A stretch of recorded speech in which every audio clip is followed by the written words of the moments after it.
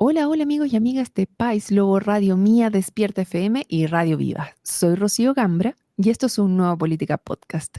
Día viernes 2 de agosto tenemos un panelista invitado que ha estado en otras ocasiones dentro del Política Podcast, pero que nos faltaba ese gustillo de qué es lo que está pasando a nivel nacional. Ya tenemos las inscripciones cerradas, está desatada esta campaña y para poder hacer ese análisis también del veto para ver cómo quedaron finalmente estas elecciones, hemos invitado a Cristian Jiménez, él es periodista y analista político. ¿Cómo estás, Cristian?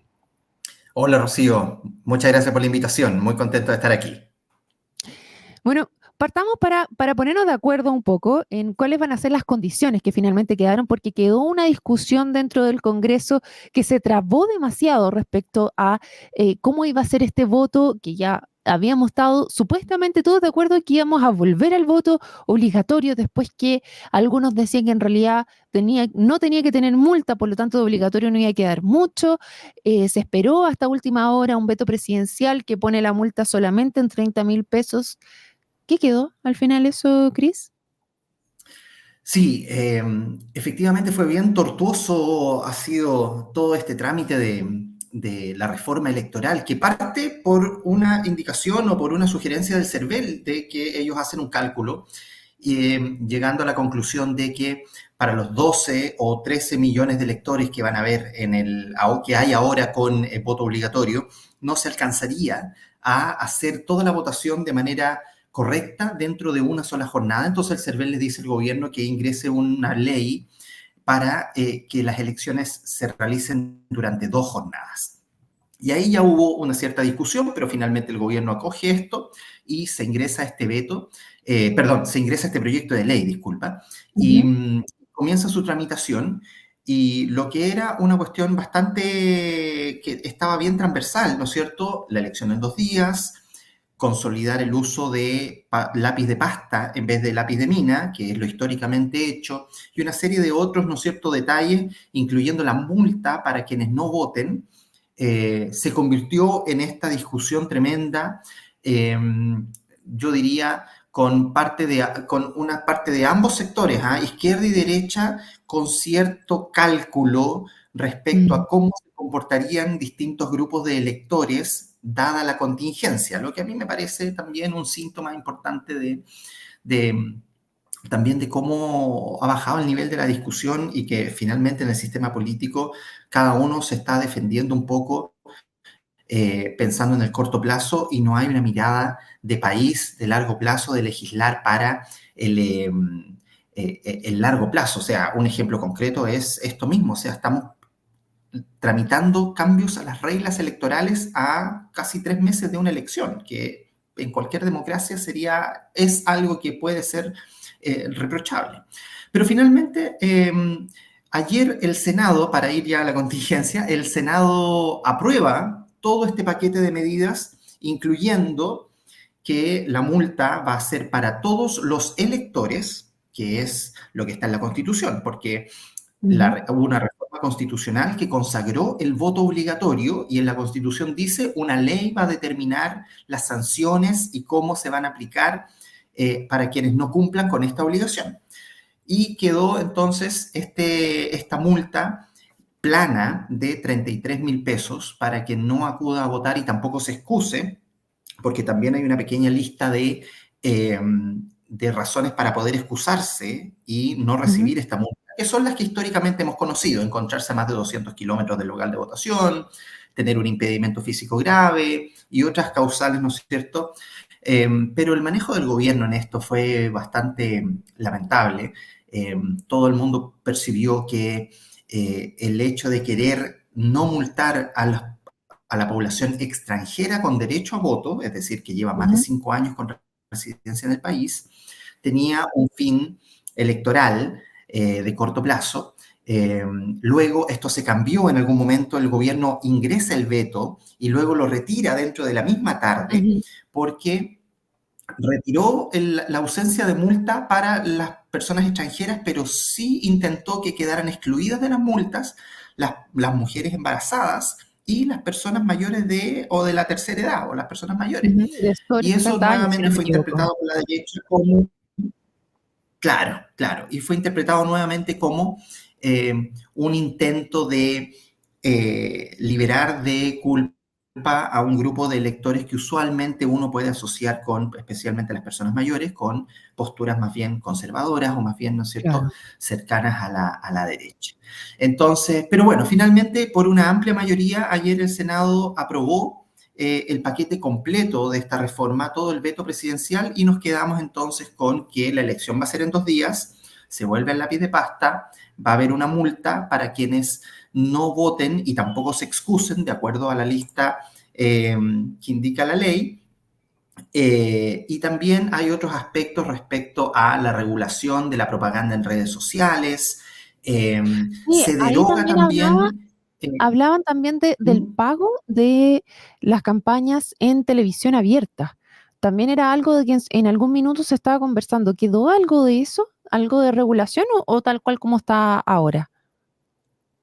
No, no hay, en ese sentido no hay cambio. No Lo hay que sí cambios. habla es respecto a la propaganda política en redes sociales.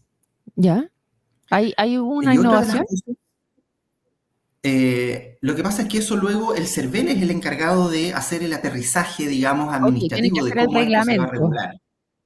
Y lo Claro, otro claro. que Y el tema de estaba la...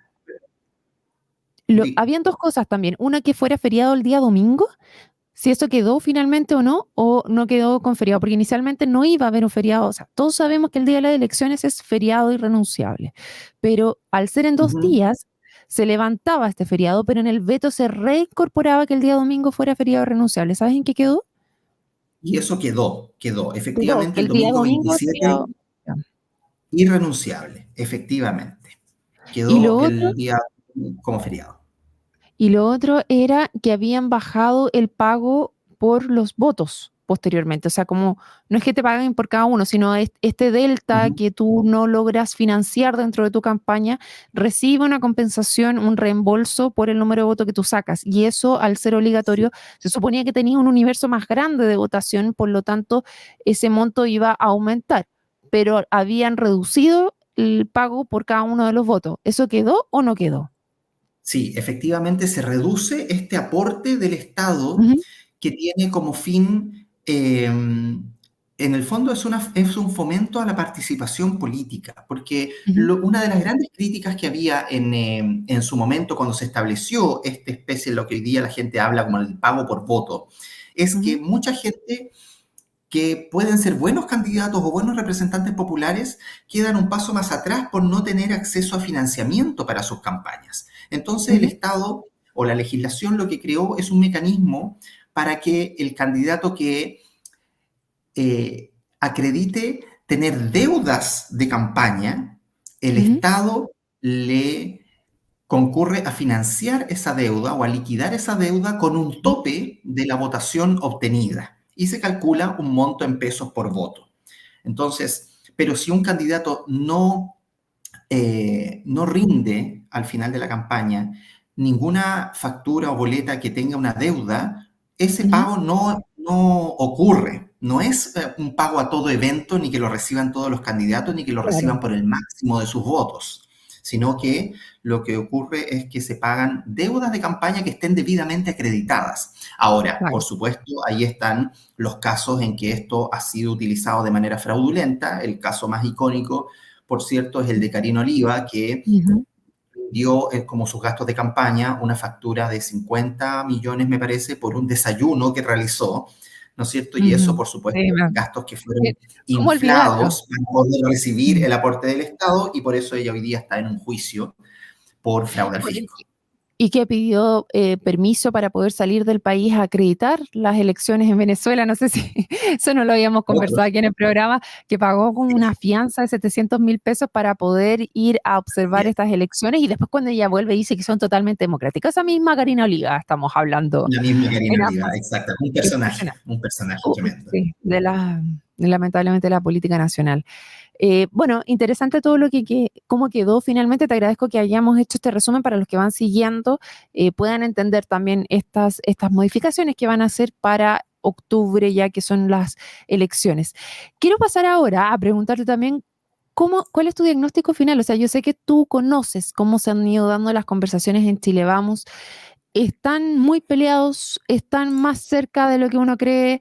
¿Cómo estamos con respecto a amarillos, demócratas y también a republicanos y el Partido Social Cristiano, que son los otros que están también dentro de las conversaciones? ¿Cómo quedó armado este mapa político de la centroderecha? Mira, a riesgo de sonar amarillo, y sin hacer referencia, ¿no es cierto?, al partido presidido por el diputado Joanet, fíjate que creo que se quedó más cerca de la meta de lo que se esperaba. Ujú, eh, Discúlpame, más lejos de la meta que se esperaba. Para contextualizar, los dirigentes de la derecha y la centro-derecha, lo que siempre, al inicio de estas conversaciones, lo que siempre dijeron era que buscaban tener un candidato único por cada comuna y por cada región, ¿no es cierto? Y ujú, eso, evidentemente, a nivel de gobernadores no se logró porque en 14 de las 16 regiones hay un candidato de republicanos, además de un candidato de Chile Vamos. Eh, por lo tanto, ya no hay un candidato único en la gran mayoría de las regiones del país para el cargo de gobernador regional. Eh, a eso suman algunas regiones donde está presente también el Partido Social Cristiano, ¿no es cierto?, que con muy poco ánimo de conversación metió gente para posicionarse ellos mismos dentro del mapa nacional. Ese es su objetivo de ujú. fondo. Lo de Aldo ¿Cuántos Duque, ¿no llevan es los cierto? del Partido Social Cristiano?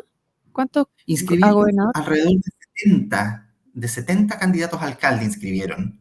Eh, Alcalde. y Ya. alcaldes. Muchos de ellos, por supuesto, se traslapan con candidatos de Chile Vamos y también con candidatos Ujú, de republicanos, por lo tanto, y de amarillos. Por lo tanto, tenemos efectivamente, ese es parte del fracaso de este proceso, en que hay algunas comunas que tienen 4 candidatos de derecha. mm, Eh, que es una ruta sin duda muy riesgosa para poder alcanzar un buen resultado en octubre, porque la división de votos, por supuesto, siempre beneficia al adversario. Pero en la izquierda tampoco la situación es muy distinta. Aquí también está el factor de que en la elección de gobernadores hay una segunda vuelta. Entonces, ese factor liberó de alguna manera esta presión por tener candidatos únicos. Eh, Sin embargo, la división de votos, por supuesto, que afecta la posibilidad de que un candidato gane en primera vuelta, porque la ley indica que un candidato en primera vuelta con el 40% queda electo. Entonces, se pierde esa posibilidad de ganar en primera y muy probablemente la gran mayoría de las regiones vamos a tener segunda vuelta de gobernadores, una votación que debiera ser el cuarto domingo de noviembre. Entonces, ya vamos a tener 2 votaciones más de aquí a fin de año. Y en el caso de los alcaldes, finalmente hay alrededor de 300 comunas donde hay candidatos de Chile Vamos, hay otras 60 comunas donde hay candidatos de republicanos y hay otras comunas más donde también está el Partido Social Cristiano, el Partido de la Gente lleva candidato en la comuna de Valparaíso y también está el de republicanos y también hay uno del Partido Social Cristiano eh, y una serie de otros casos que finalmente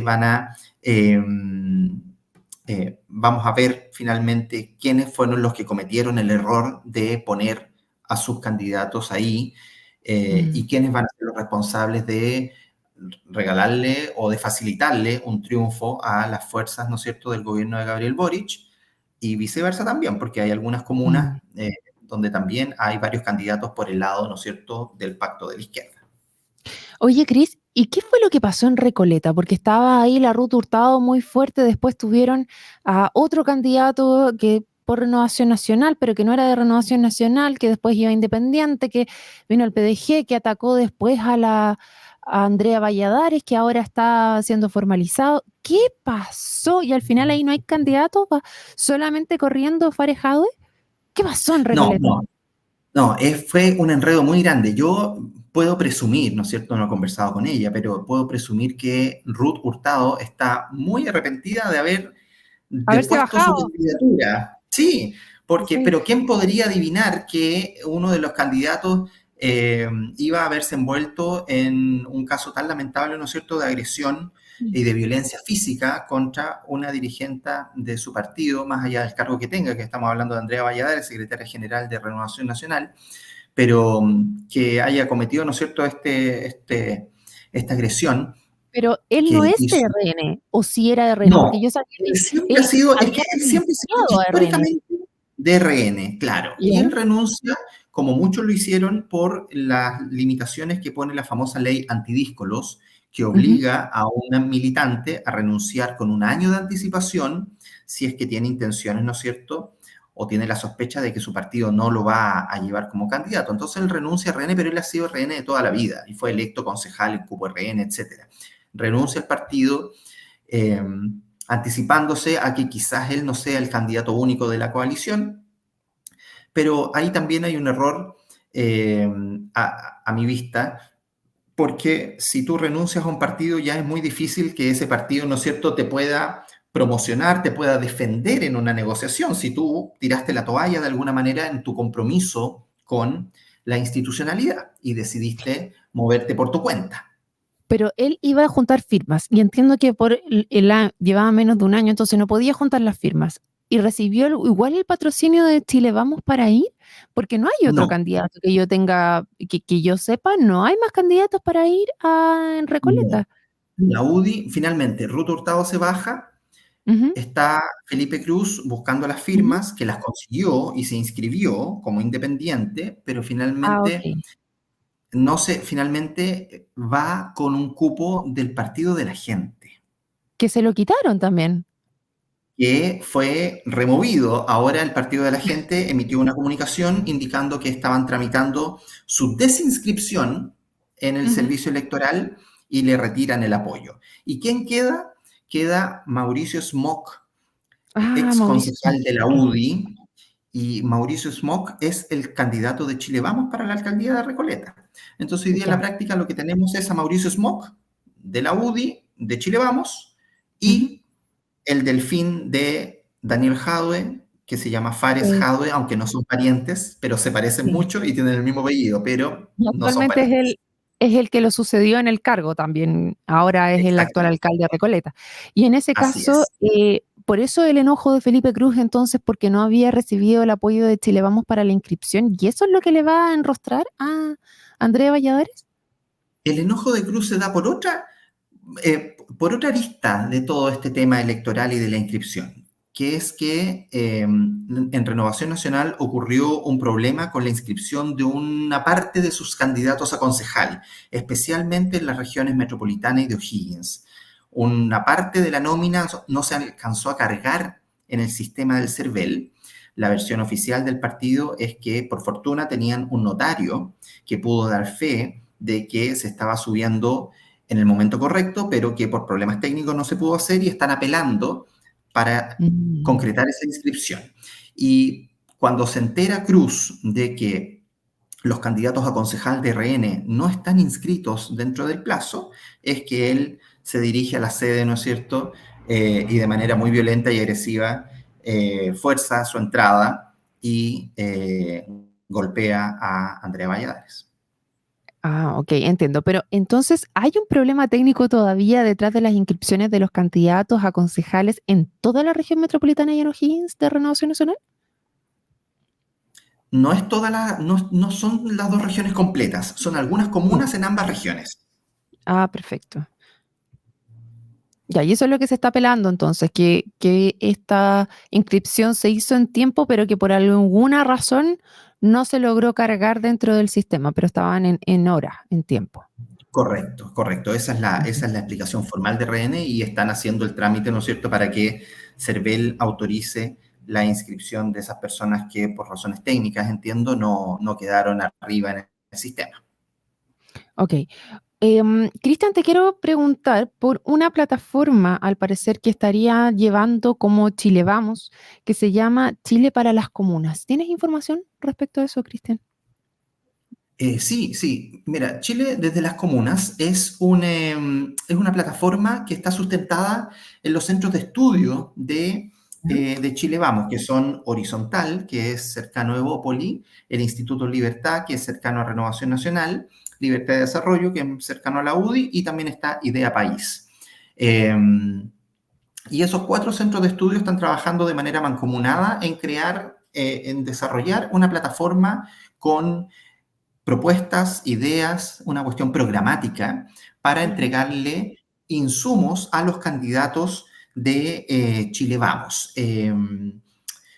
Y no solamente para la presidencial, sino que también para estas elecciones de octubre, es decir, para los candidatos a gobernador, alcaldes, cores y concejales. Y esto está coordinado por Juan José Osa, que es de la región de los Lagos, entiendo, o fue candidato por allá, ¿no es cierto? Si la memoria no ¿Juan me falla. José o Juan Luis? Ah, Juan Luis. Juan Luis, ya. Sí, Juan Juan Luis, Luis sí. fue candidato por esta región con la convención y el Consejo Constitucional, en ambos. En ambos, sí. Él es el que realiza las funciones de coordinar esta plataforma Ujú. y ya han realizado varias actividades. En la región de Antofagasta realizaron una, también en la región metropolitana, y están planificando más acciones también. Pero algunas personas asocian esto como, como una plataforma para Evelyn Matei, pero en el Ujú. fondo esto es una plataforma para los candidatos de Chile Vamos, sin, ¿no es cierto?, sin nombre y apellido. Entiendo. Bueno, interesante poder ver un poco el panorama, cómo quedó ya. Hay que esperar todavía la ratificación de todos los candidatos a los distintos estamentos, a Sí. concejales, cores, alcaldes y también a gobernadores. Buen dato nos das de que el cuarto domingo de noviembre sería esta segunda vuelta, eventual segunda vuelta. Me llamó mucho la Ujú. atención la subida en Santiago también de Orrego, que debo reconocer que cuando leí Francisco Orrego dije: "Ah, ¿quién será?". Y después me di cuenta que era más conocido como Pancho Orrego en Así todas es. las Sí, plataformas y fue como, ¡wow! Okey. sí. Interesante esta última subida. Se habló en algún minuto también de Carla Rubilar, que podía tomar la gobernación de Santiago. Tuvo ahí unas conversaciones o sea, que salió el actual alcalde de Puente Alto diciendo que llevaba 2 semanas sin hablar con ella.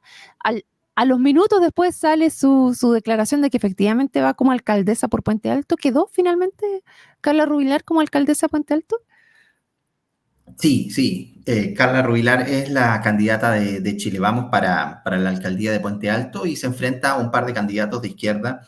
Eh, el más fuerte de ellos, Nicolás, hoy me pillaste el apellido, eh, que es del Partido Comunista, y hay otro candidato también de izquierda, así que ahí también la comuna de Puente Alto, bien emblemática, pero Carla Rubilar es la candidata que además ganó la primaria, entonces realmente Ujú. hubiera sido un lío de proporciones también moverla, después de haberla presentado en una primaria, moverla para otro cargo, pero también es una realidad que había muy pocas personas de cierto nivel de conocimiento, ¿no es cierto?, para asumir el desafío de ser candidato o candidata a la gobernación regional de la metropolitana.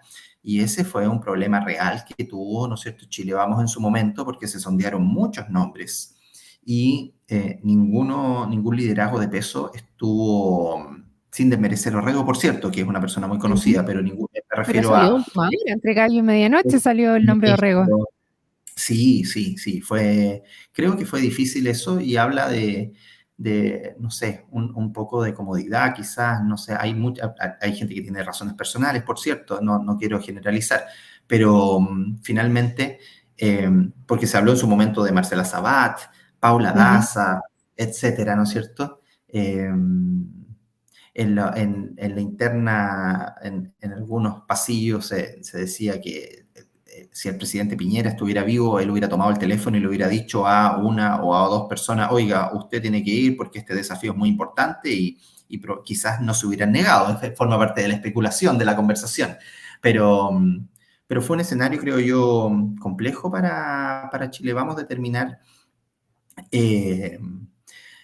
eh, para determinar quién correría por la gobernación metropolitana, y también está la candidata del Partido Republicano, la ex Ujú. ministra eh, Macarena Santelices, que fue ministra de la Mujer por 34 días en el segundo gobierno del presidente Piñera, después de que se conocieran, por supuesto, unas declaraciones desafortunadas de ella en torno a poca valoración, digamos, ¿no es cierto?, de la democracia. Ujú. Sí, interesante ver qué es lo que va a pasar allá. Ahí estaba tratando de encontrar quiénes eran las personas que iban por la izquierda en Puente Alto. Me aparece, no sé quién, hubo unas primarias ahí que no participaron todos y entiendo que hay uno que está descolgado también del pacto de la izquierda, que va como independiente por fuera más cercano al Frente Amplio y que estaría poniendo en jaque ahí la candidatura, o sea, ganar la elección por parte de la izquierda. Y hace mucho tiempo que recordemos que Puente Alto es un lugar donde está la derecha, especialmente Renovación Nacional, anteriormente con Osandón y después con Codina. Vamos a ver si es que ahí se mantiene o no y por qué es tan importante, porque es una de las zonas más populosas junto con Maipú, que ahí están las dudas de qué es lo que va a pasar y por eso hay tanto interés por saber quiénes son los candidatos. Y por eso tienen una figura tan fuerte como Carla Rubilar también, que salió con muy buena aprobación después de haber sido la gobernadora por Santiago y haber entrado al gobierno del presidente Piñera. Me llama la atención, sí, lo que tú señalabas de este llamado telefónico que podría haber hecho el presidente Piñera para convencer, porque de cierta manera habla de una falta de liderazgo o quizás de rememoranza de, de alguien que ya no está, porque en su minuto él había sido muy criticado, pero también estaba constantemente pendiente de todo lo que estaba pasando en el acontecer nacional y político y cuánta influencia tuvo también en las candidaturas a consejeros constitucionales, que fue la última que él participó, que también tenía un Ujú. listado de que se lo pasaba a los distintos partidos políticos y también estaba llamando ahí por teléfono para tratar de convencerlo. Así que bueno, quizá. Efectivamente, ese nivel de involucramiento o ese nivel de liderazgo creo que todavía no ha sido replicado, ¿no es cierto? No hay una persona que se acerque a finalmente a ser la figura que terminó siendo el presidente Piñera. Y mira la encuesta CEP, que Mm, fue difundida recién antes de ayer, donde un 56% de los encuestados valora de manera positiva o muy positiva la figura del presidente Piñera. Eh, mm, entonces, ahí también hay un desafío importante y bueno, ya todavía todo el mundo dice que es temprano para las primarias presidenciales, para discutir de las primarias mm. presidenciales, pero efectivamente a mí no me cabe duda que Renovación Nacional va a tener un candidato para una primaria presidencial y ese yo creo que es un escenario que Evelyn Matei tiene que tener en su mapa y Evópoli al mismo tiempo siguiendo su tradición, podemos decir, porque Evópoli desde su fundación ha estado en las primarias presidenciales, primero con Felipe Kast y luego con Ignacio Briones. Por lo tanto, si hay una primaria del sector, Evópoli también debería estar presente porque cada uno de los partidos tiene su identidad y tiene su foco y es importante marcar que más allá de compartir una coalición, también hay diferencias de estilo y diferencias programáticas en cada uno de esos colectividades. Bueno, falta todavía para eso. Vamos aquí a ver qué es lo que pasa en las municipales, que son la primera instancia en la cual se ve el termómetro de cómo van las distintas candidaturas, las distintas coaliciones y partidos políticos van a medir fuerzas también y ver cómo si las estrategias ahora que tomaron en las distintas negociaciones logran los frutos esperados, como en algún minuto fue también la del PPD, que en el Consejo Constitucional se atrevieron a ir solos. Ahora no se atrevieron a llevar una línea separada, en ese minuto se quedaron sin ningún representante al tomar esa decisión. Ahora en Así algunas es. instancias tienen unidad, yo creo que aprendieron de esa parte, pero en otras no se logró y tienen candidatos, sobre todo en las gobernaciones, bastante separados y vamos a ver qué pasa. Lamentablemente se nos acaba el programa, Cristian, así que te dejo unos minutos finales para que hagamos una reflexión y te despidan nuestros auditores. Oye, no, solamente agradecer el espacio, la conversación con País Lobo, siempre con muy interesantes invitados. Humildemente, no me meto directamente en ese saco, ¿no? Eh, pero siempre es bueno comentar. Y también, bueno, hablamos harto de la situación en la derecha, pero en la izquierda también, como te decía, finalmente el sector del oficialismo inscribió 4 listas para las elecciones de gobernadores y consejeros regionales. Por lo tanto, ahí también hay una dispersión importante y bueno, y llevan a muchos de sus a candidatos que están cuestionados, ¿no es cierto? El gobernador Flies de Magallanes, que está involucrado en el caso convenios, el gobernador Díaz de la región de Antofagasta, que también, además de estar con el tema de los convenios, tiene serias críticas de gestión. Qué decir del gobernador Díaz de Biobío, que también está, ¿no es cierto?, con mucho, bueno, y no va a la reelección, digámoslo. Y en Biobío finalmente el oficialismo está llevando a Alejandro Navarro, que se declaró orgullosamente que él, en cuanto el dictador Maduro lo llame, él se pone a su disposición. Y esa es la persona que ofrece el oficialismo para ser el gobernador de la región del Biobío. Entonces hay también mucho paño que cortar que seguramente lo podemos analizar en una próxima ocasión. Así es, vamos a tener ya más claros cuáles son los listados finales, quiénes son los que quedan. Como vemos, todavía hay algunos que los bajan, como Felipe Cruz en Recoleta. Quiénes son los que quedan al final, todavía tiene un par de semanas el CERVEL para poder pronunciarse, y una vez que ya tengamos los candidatos oficiales, vamos a hacer un análisis detallado junto a Cristian Jiménez, muchas gracias por la conversación del día de hoy. Él es periodista y analista político también. Y a todos los que se sumaron, les damos las gracias como siempre y los dejamos invitadísimos para un nuevo Política Podcast. Buen fin de semana. Nos vemos. Chao, chao.